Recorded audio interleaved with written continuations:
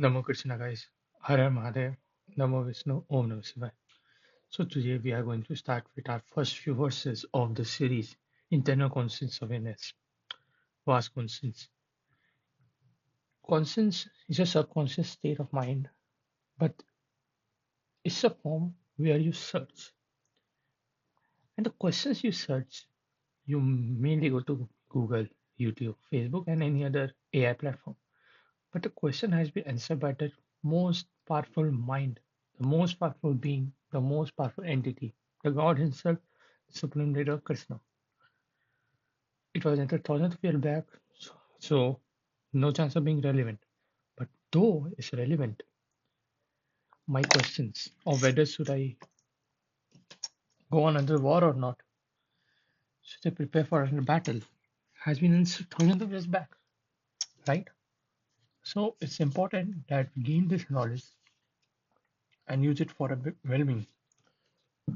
So a little preview. Today we'll be doing the Bhagavad Gita. It's not Bhagavatam. It's not Sri Bhagavat. It's the Bhagavad Gita.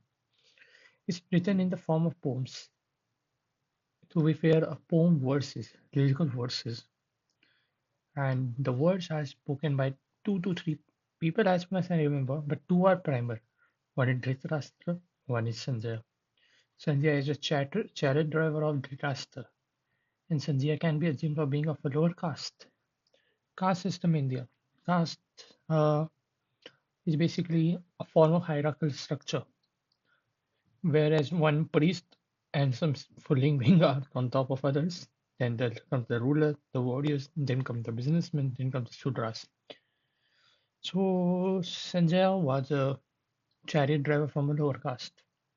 He has been gifted with farsightedness named as vivid dristy, due to which he could see what's happening in the battlefield. And what's the battlefield? It Kurukshetra. And what's happening there? Two forces, the Pandavas and the Kauravas are going to fight, one in the favor of Dharma, one in against Dharma. So is the conversation in between that, time is paused by the supreme power, and one of the Pandavas' main warrior named Arjuna, aka Parth, asks Krishna, the supreme leader, some of the questions we ask to ourselves. We read ton of self-help books, but still we are unsuccessful. They have been answered. So we'll try to jump into that. So coming back, Dhritarashtra is the king. Dhritarashtra had two brothers. He is two brother. He has two siblings to be honest. One half brother named Vidhur, and he is considered impotent to run the kingdom because his mother was a prostitute, I guess, and his own brother named Pandu had passed away. So Dhritarashtra was crowned as the king. Dhritarashtra is the elder brother, but he's blind. He has 100 kings, all taken birth through IVF of that time, in vitro fertilization, in some pots, in the clay pots were born. They had a sister as well, and the sister was born to a warrior, married to a warrior named Jayananda or Jayachandra, Dasananda. There is a very special war between uh, him and Arjuna in the Battle of Mahabharata on the land of Kurukshetra as well. So, yeah, so the son of his brother, his nephews, and his own son are going to fight, and Sanjay can see that because he has the farsightedness. So, yeah, so let's begin. In the first para, or the first segment, we discuss the armies on the battlefield of Kurukshetra. So it begins. Dharamkshetre Kurukshetre Samvita Yujusava Mamka Pandave Satu Karm Kurve Sanjaya. So Dhritarashtra says, Sanjay, after my son and the sons of Pandu assembled in the place of pilgrimage at Kurukshetra, desiring to fight, what did they do? So the point being, the sentence is self-exclamatory that, O Sanjay, after my sons and the sons of Pandu assembled in the place of pilgrimage at Kurukshetra, desiring to fight, what did they do? So the king is in a state of tremblance. He could not understand what's going to happen. Everyone is uncertain. He will win, he will win. And he also knows that many of his family members are going to die. So he just wants to know what's happening. What are they doing? One thing to notice is that the place Kurukshetra in itself has been mentioned as pilgrim. But why a pilgrimage? Because Kurukshetra had the boon that any warrior who dies there fighting will gain moksha. And the moksha is the state of Hinduism of nirvana, emptiness or infinity, where you don't have to get tangled in the loop of birth, rebirth, pain, suffering. You are just finished. You are over. So that's the ultimate form or entity can attain, and anyone who dies on that land attains that state. So after that, when the king, the Dhritarashtra, the blind king, asks his chariot driver Sanjaya, then Sanjaya says, "O king, after looking after the army arranged in the military formation by the sons of Pandu, King Duryodhana went to his teacher and spoke the following words. Who is Duryodhana? Duryodhana is the son of Dhritarashtra,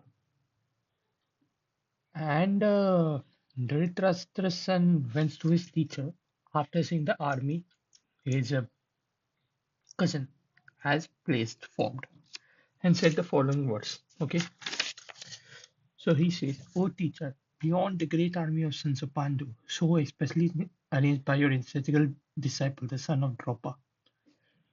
Draupada is the brother of Draupadi, and he has been made the commander, and he has arranged the army. So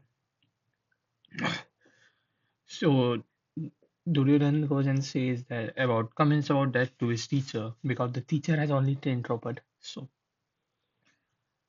then he says about the army. He says that in his army there are many heroic bowmen equal in fighting to Bhima Arjuna, great fighter ki Yudhana, Virja and Draupada. After that he says there are also great heroic fighter like Dreshtaketu, Krintana, Karanjana, Purojit, Kuntivaja and Sabhaya.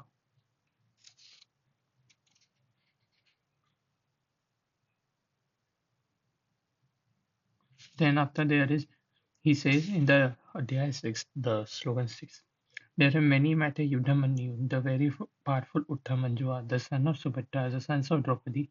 All these warriors are great characters. So he has seen, he is analyzing the battlefield. He is naming the Yodhayas, the warriors on the other side, comparing their movement strength, comparing their commanding strength, comparing their charioting strength. Basically, he is thinking how mighty the army. Then he says to his teacher, who is a Brahman by birth, but he has chose to become a warrior. But for the information of best of Brahmanas, let me tell you about the captains who are equally qualified to lead my military force. There are personalities like you, Bhishma. Bhishma is the great great great grandfather. Karna. Karna is eldest brother of the Pandavas, but they are not aware yet. He was disowned by his mother from the fear of called impure because he was a case of a virgin birth.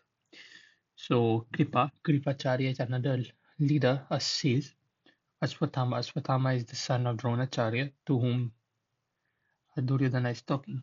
Vikarna, the son of Shramandatta, called Viruseva, who are always victorious in battle. So he's now telling his strength that I have these warriors.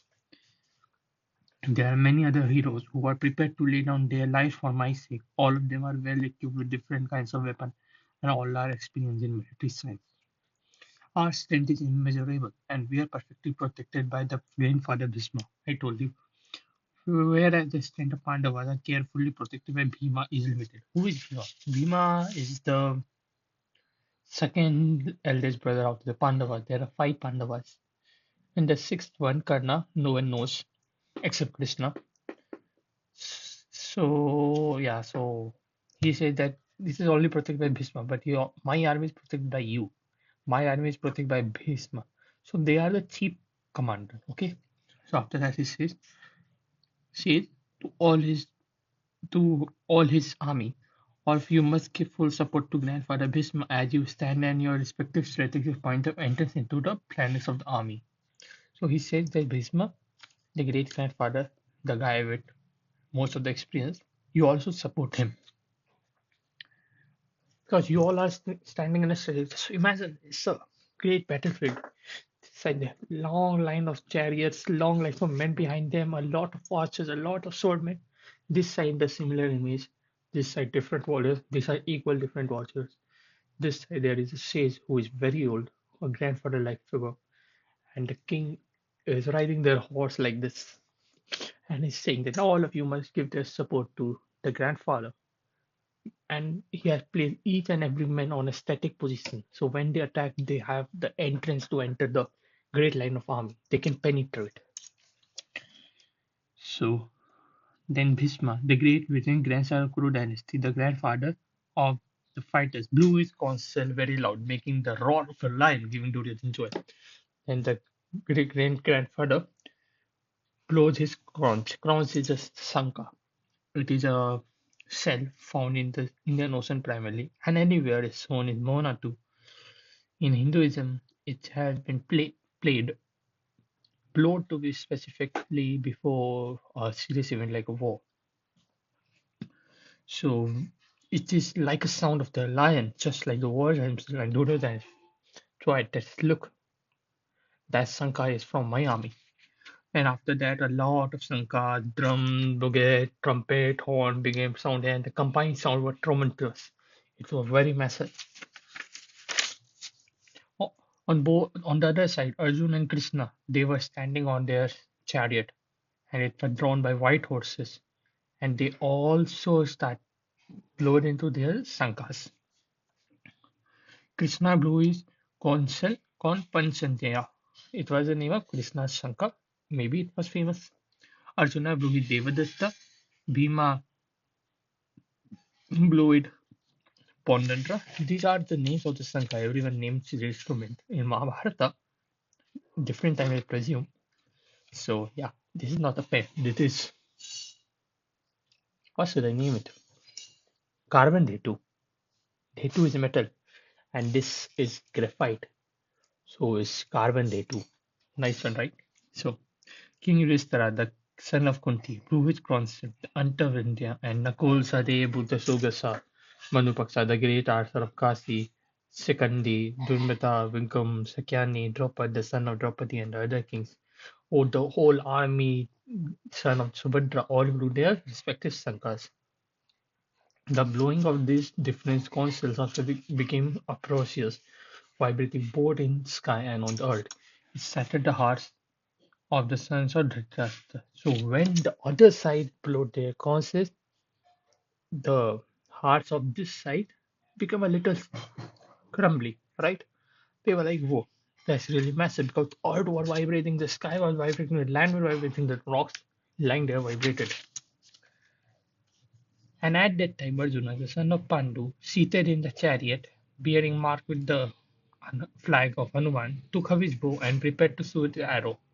Looking, after looking at the son of Dhritarashtra down in the milk alley, Arjuna then spoke to Lord Krishna these words. Now comes the main thing. After the Sanka has been played, the Arjuna with his chariot, there is a flag. On the flag, there is a Hanuman, the Indian monkey god, the god of power, the god of will. And then he takes his bow, takes his arrow. He is in a position. He had not yet pulled, but he's in a position to fire the first arrow. Then he feels something. And then he went to Lord Krishna and says a few words. The upcoming words. Arjun said, O inflammable one, please draw my chariot between the two armies so I may see those present there who desire to fight and whom I must contain in this great arms. Then he takes his ratha and asks, there is this army in this side, this army this side, there is no man land. Then he said, Krishna, take my ratha, take my chariot in this no man land and make a round so I can see whom I have to fight. Because look, both sides there are families, there are friends. So in before any fight, what do you do? For example, you have, for example, you take out the guest papers, take out the syllabus. You think, okay, This is what I have to fight. You comprehend, you circle your targets, you circle your things what you have to fight. Same thing the Kunti Putra Arjuna is going to do here. So we'll continue from here tomorrow. Let me book a bookmarker, right? And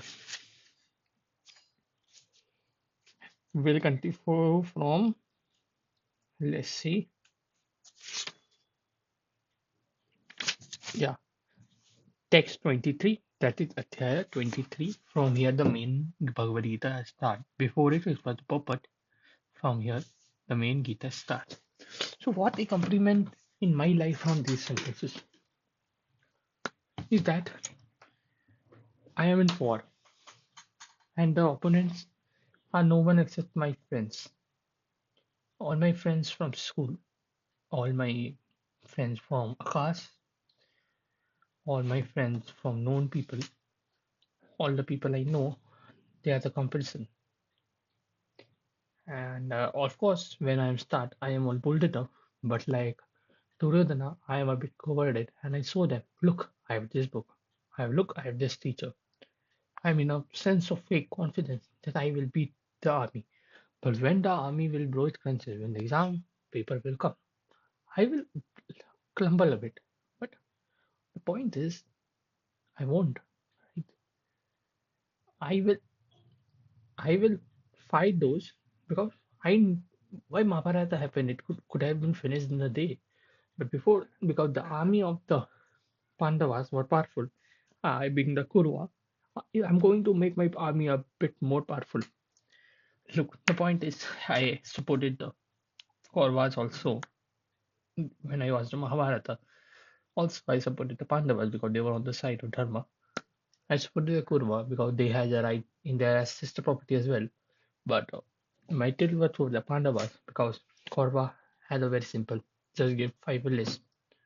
But they denied because of their leader, the arrogant Duryodhana, which I think is not that good, right? So we need to balance out the things. So if the syllabus is washed, I need to make my syllabus washed. And if they blow their sankas, I will blow my sanka, I will show them my level, and boom, they will crumble. The exam will crumble, and I will emerge victorious. That's why it's a compliment from these lines. Yeah, so thank you. Hare Krishna. Let's meet tomorrow and see what does Krishna identifies in the no man's land, taking around with chariot with Hanuman on the top, Krishna on the front, and Arjuna with his bow on standing on the back. Let's go.